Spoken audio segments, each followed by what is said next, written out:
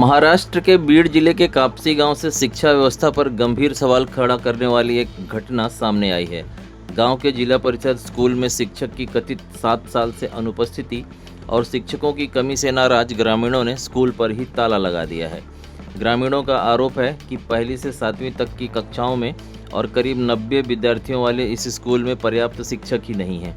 इतना ही नहीं, एक शिक्षक पिछले 7 वर्षों से स्कूल में उपस्थित न रहकर तहसील कार्यालय में काम कर रहा है, जिससे बच्चों की पढ़ाई पर सीधा असर पड़ रहा है। वहीं कुछ शिक्षकों पर स्कूल में समय में लापरवाही बरतने और कक्षाओं की अनदेखी करने के भी गंभीर आरोप लगाए गए हैं। इससे नाराज अभिभावकों और ग्रामीणों ने स्कूल प्रशासन के खिलाफ मोर्चा खोल दिया है।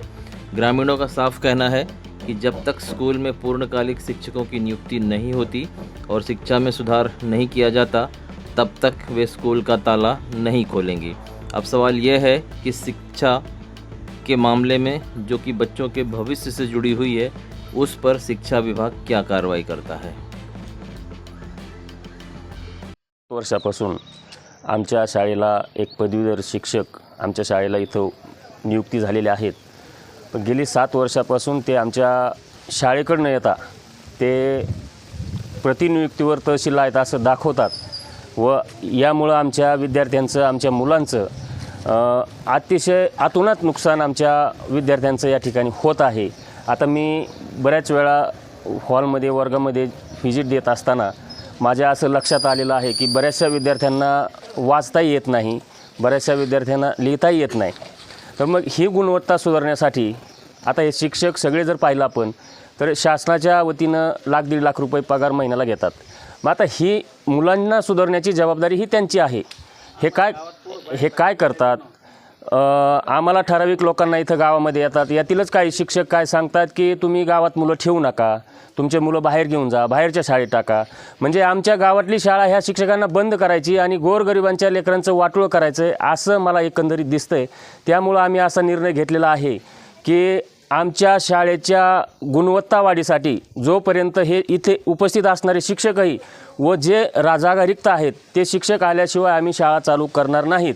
आणि आमची मागणी एकच आहे की ज्या विद्यार्थ्यांना आता लिहिता वाचता येत नाही, ज्या विद्यार्थ्यांना थोडे मागं पडलेले आहेत, अशा विद्यार्थ्यांना थोडे अतिरिक्त तासिका घेऊन म्हणजे सकाळी 9 वाजता शाळा चालू करून एक 9 ते 10 एक अतिरिक्त तास घेऊन त्या मुलांचं म्हणजे गुणवत्ता वाढीचं काम या सर्व शिक्षकांनी जबाबदारी घेऊन करावं। जोपर्यंत ही अशी आम्हाला गावकऱ्यांना हमी देत नाहीत तोपर्यंत आम्ही ही शाळा बंदच ठेवणार आहोत। 16 तारखेला आम्ही तहसीलदार व गट शिक्षण अधिकारी यांना आम्ही निवेदन दिलेले आहे की तुम्ही मंगळवारपर्यंत म्हणजे 23 तारखेपर्यंत तुम्ही जर आमच्या मागण्या जर मान्य केल्या नाहीत तर आम्ही शाळेला कुलूप ठोकू, आम्ही शाळा बंदच ठेवू।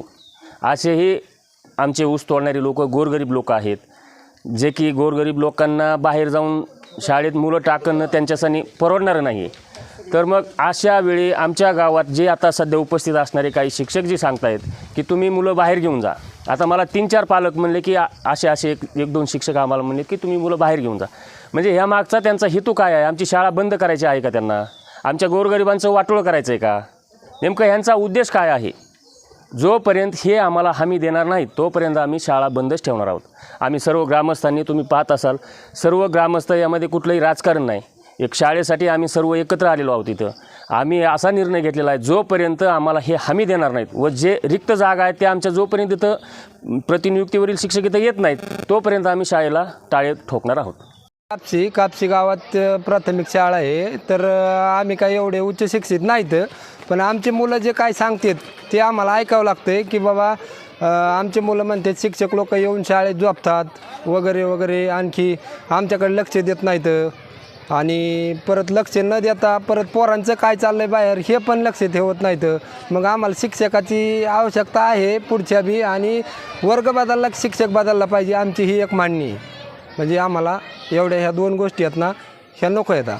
मुख्याध्यापकाचं शिक्षक ऐकत नाहीत, त्याच्यामुळं आम्हाला वाटतं मुख्याध्यापकाचं बी ऐकलं पाहिजे आणि आमचं पण थोडंसं लेकराचं बी भवितव्य घडलं पाहिजे असं आम्हाला वाटतं। अरे माणसं आम्हाला दुसऱ्या देशात जाऊन ऊस तोडावं लागतो, तर आमच्या लेकराचं शिक्षण आम्ही बाहेर करू शकत नाहीत। यांनी थोडंसं निवेदन घेतलं पाहिजे। आज देण्यात यायलाच पाहिजे ना. त्याच्यापासून एक शिक्षक नाही, ते शिक्षक आम्हाला हजर पाहिजे आणि हजर जोपर्यंत होत नाही तोपर्यंत आम्ही कुलप काढणार नाहीत शाळेचे. हे तर आम्हाला पहिलेच ठरलेलं आहे. लवकर शाळे यावे आणि आमच्या मुलांची गुणवत्ता वाढावी अशी आमची नम्र विनंती आहे.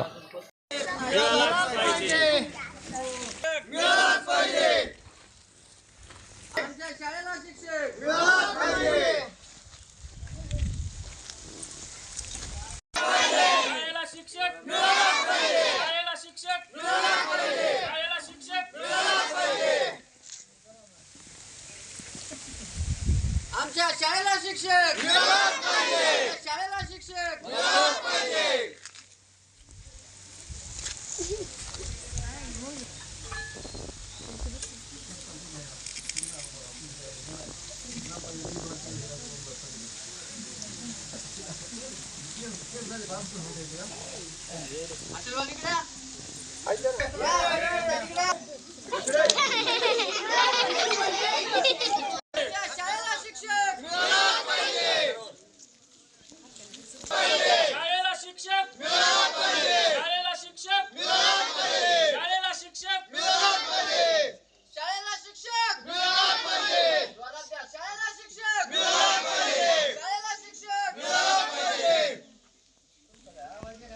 तालुका जिल्हा प्रशासनाचा धिक्कार असो. तालुका जिल्हा प्रशासनाचा धिक्कार असो. शाळेला दांडी मारणाऱ्या शिक्षकाचा धिक्कार असो. शाळेचा वाटोळ करणाऱ्या शिक्षकाचा धिक्कार असो. शाळेत राजकारण करणाऱ्या शिक्षकाचा धिक्कार असो. मुलांचं वाटोळ करणाऱ्या शिक्षकांचा धिक्कार असो. शाळेला शिक्षक शाळेला शिक्षक शाळेला शिक्षक